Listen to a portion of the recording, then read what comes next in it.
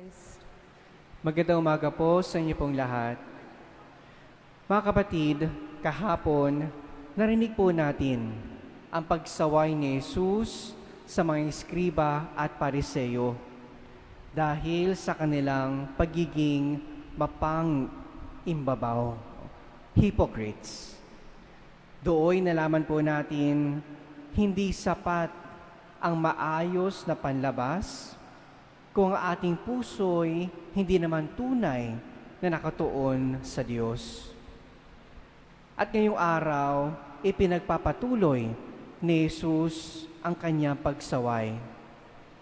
Ngayon naman, sinasabi niya na hindi sapat na kilalanin at hangaan ang mabuting halimbawa. Marapat po itong pakinggan at isabuhay. Sabi ni Jesus tungkol sa mga pariseyo at eskriba, "Woe to you, scribes and Pharisees, you hypocrites! You build the tombs of the prophets and adorn the memorials of the righteous." Kung ating pong tignan, maganda naman ang kanilang ginagawa. Ginagalang nila ang mga propeta. Kinilala nila ang kanilang kabutihan. Sabi pa nila, "If we had lived in the days of the prophets, our ancestors, we would not have joined them in shedding the prophet's blood." Kung nabuhay kami noong panahon dati, hindi namin ipinapatay ang mga propeta. Dito pinapakita ni Jesus ang kanilang kamalian. Madali kasing igalang ang mga propeta kapag wala na sila.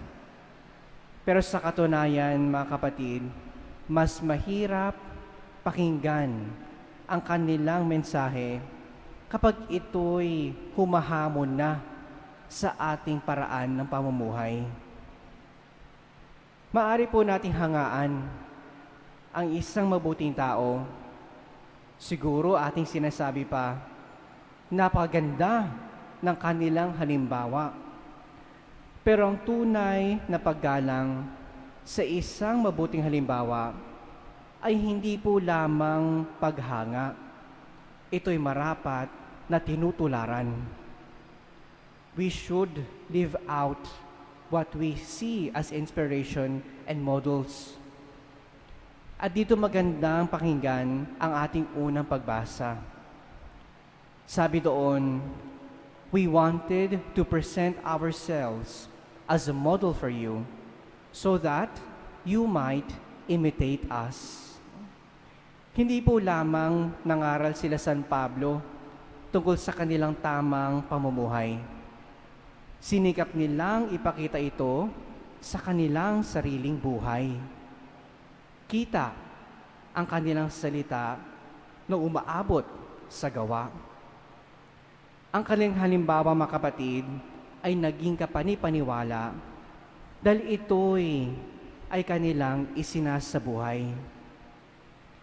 At ito rin ang hiningi sa ating lahat ngayong araw. Sa ating pananampalataya, ang salita ng Diyos ay hindi lamang dapat marinig at malaman. Dapat po itong maging ating buhay. Kaya napaganda ng ating gospel acclamation na binanggit bago ng Ebanghelyo.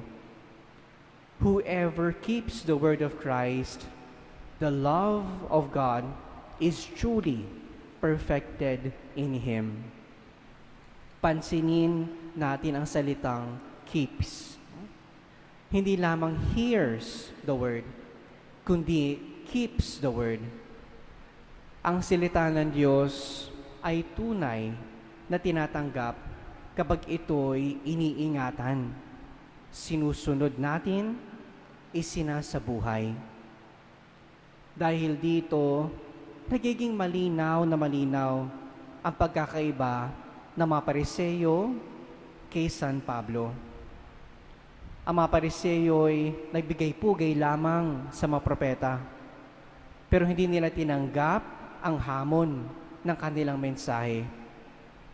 Si San Pablo naman nagpakita ng sariling buhay bilang halimbawa upang ang kanyang ipinapangaral ay makita rin sa kanyang pamumuhay. At higit sa lahat, ganito mga kapatid ang ginawa ng ating Panginoong Hesukristo. Hindi lamang niya tinuro ang pagpapatawad, nagpatawad siya mismo. Hindi lamang niya sinabi na maglingkod, siya mismo ay naglingkod sa mga nangailangan. At hindi lamang niya sinabi sa atin kung paano magmahal. Siya mismo inibig tayong lahat at ibinigay pa ang kanyang buhay para sa atin.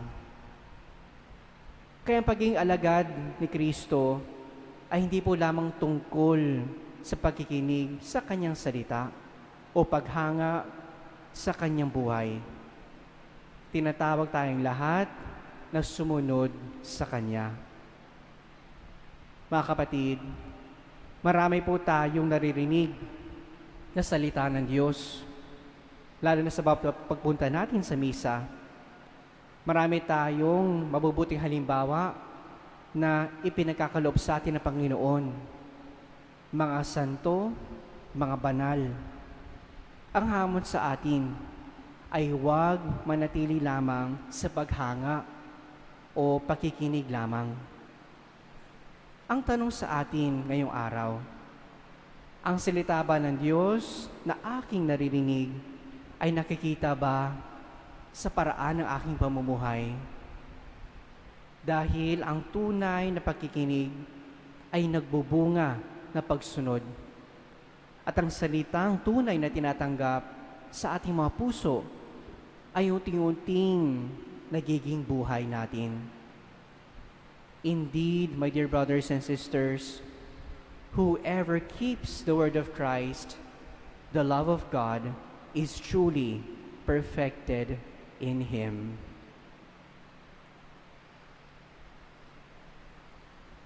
Amen.